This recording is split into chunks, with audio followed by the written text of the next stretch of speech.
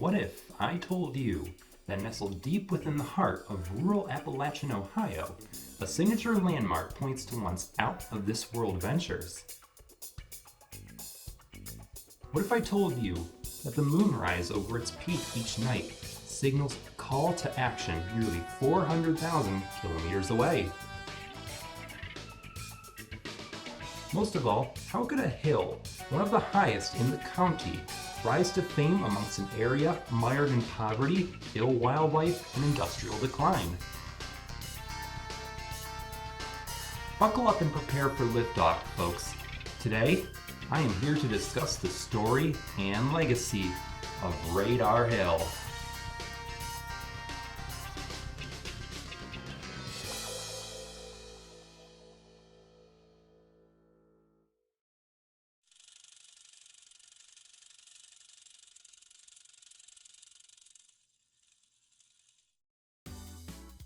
To begin our story, we first need to time travel back to the early 1960s. Let me tell you that those times were something else. Goated shows such as the Jetsons were mainstream, hippie movements were really taking off, Kennedy was large and in charge, and the interstate highway system across America was still in its infancy. Overseas, tensions between the United States and Soviet Union were at all-time highs. They and their allies were still at each other's throats.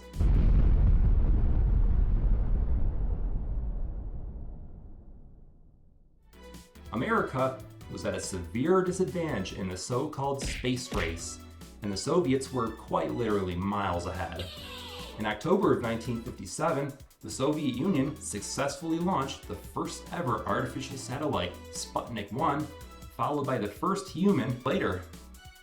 What did America have to show in all this? Well, not much. You what? Practically in a panic to catch up to the Soviet Union, the United States went full throttle into preparing a state-of-the-art space program with the goals of reaching not only out of Earth's atmosphere, but the moon as well. On that note, there was a bit of a problem facing us at that time. Despite being our branded cosmic neighbor, the moon is no short drive away from Earth. At distances approaching 240,000 miles, America would need some serious muscle to put a man on it. So in order to do that, Oh, NASA is planning to use a hill near Athens, Ohio as the base for a new lunar research station? Interesting.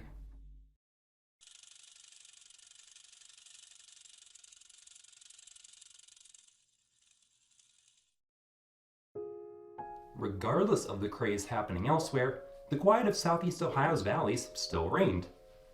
Things had changed little. Ohio University had been thriving for more than 150 years at that point, and the advent of the computer promised new opportunities for students and teachers alike.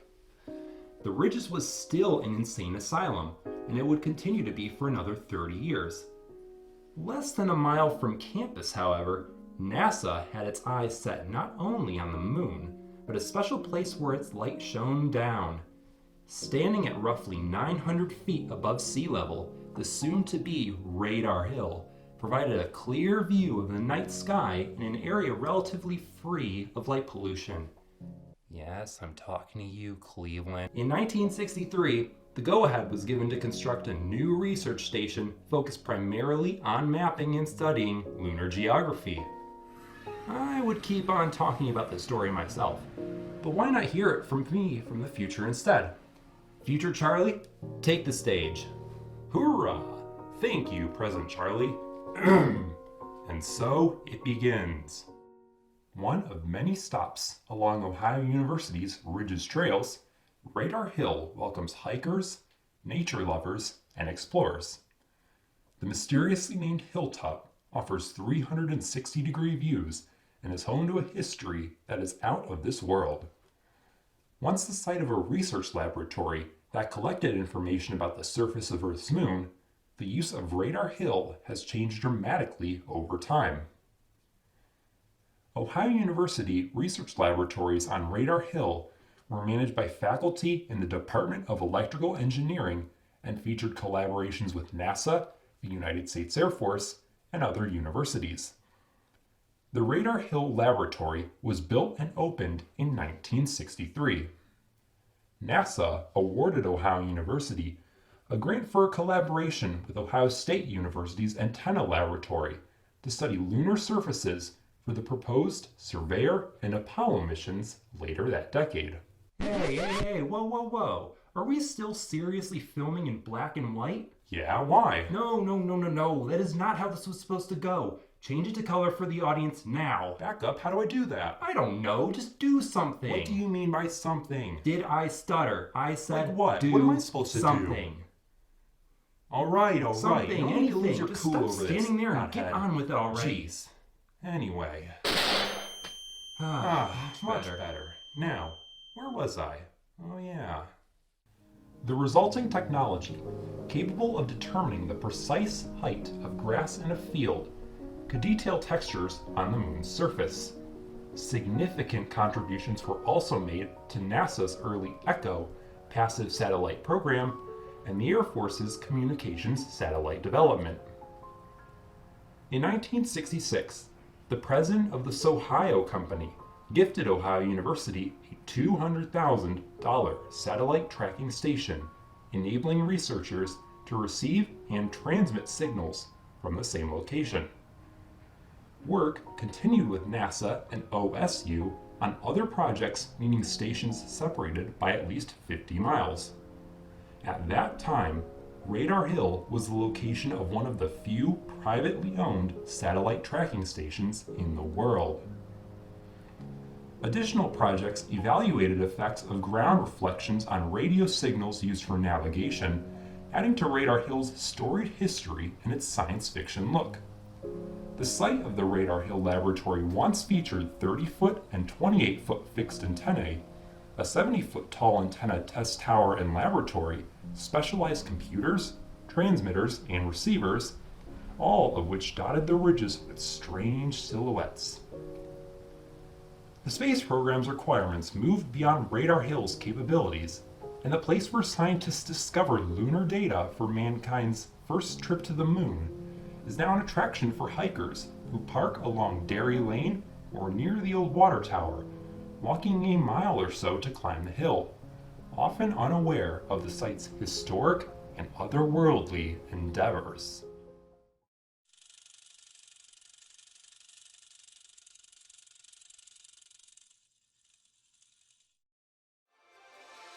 Wow, that was a beautiful story. Thanks for the help, future Charlie. I couldn't have pulled this assignment off without you. No problem, present Charlie. I better go before I cause any further rips in the space-time continuum. Stay safe and chase that A grade down. Right. Will do. Okay. Today, the only antennae still standing atop Radar Hill are those of the MODIS station. It seems that Radar Hill is retired from serving as a location of lunar studies to that of avian studies. Indeed, it bears witness to one of thousands of active MODIS wildlife tracking beacons that create a network spanning 6 continents. This one, according to the website and plaque standing before it, is deployed to track birds and insects of all species that have been safely tagged as they embark on yearly migrations. It seems that even other animals cannot resist the stunning vistas of the surrounding landscape that the hilltop provides. And if I'm being honest, who can blame them?